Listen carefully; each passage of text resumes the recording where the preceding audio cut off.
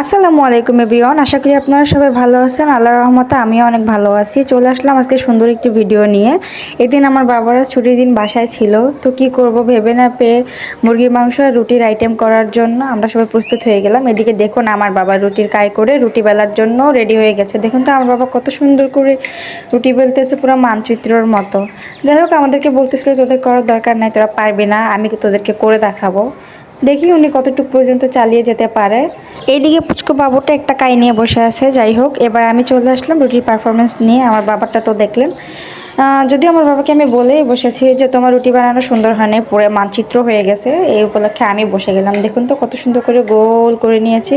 যাই হোক, গুঁড়ি দিয়ে এবার আমি বেলে নিব রুটিগুলো। আমার ভাই এদিকে ভিডিও করে দিচ্ছিল আমাকে, বলে তুমি পারবা না, আমাকে দাও। যাই হোক, এদিকে আমার রুটিগুলো বেলে নেওয়া শেষ। ওইদিকে আমার আব্বু মানচিত্র ভাজার জন্য রেডি। এই দেখুন রুটির পর্ব এখন আমাদের প্রায় শেষ। আমরা চলে যাব রুটি দিয়ে মাংস খাওয়ার জন্য, মাংসটা রেডি করার জন্য। আমার আম্মু মাংসটা কুটে কাটে রেডি, ধুয়ে একদম হলুদ মরিচ মাখিয়ে ভাজার জন্য রেডি। এই দেখুন কত সুন্দর করে ভেজেই ফেলেছে। মাংসের কালারটা কত সুন্দর লাগছে হলুদ দেওয়ার পর। যাই হোক, দেখুন তো কত সুন্দর লাগতেছে। মাংসগুলো ভেজে একদম লাল লাল করে ফেলেছে। সবচেয়ে বড় কথা, আমার আব্বু মাংসের টুকরো ছোট না হলে আর একদম কড়া করে না ভাজলে সহজেই খেতে চায় না। যদি আমার আব্বু সচরাচর মাংস বড় মাছ এগুলো পছন্দ না। এবার চলে যাব খাওয়ার জন্য, দেখবো যে টেস্ট কেমন হয়েছে। সবার আগে আমার ভাই বসে গেছে খাওয়ার জন্য, ওকে দিলাম। ও বলতেছে আপু আগে আমাকে দাও, আমি আগে খেয়ে দেখি কেমন হয়েছে। রুটি দিয়ে ও প্রায় খাওয়ার জন্য রেডি। এবার খেয়ে আমাদেরকে জানাবে আসলে এক্সপ্রেশনটা কেমন।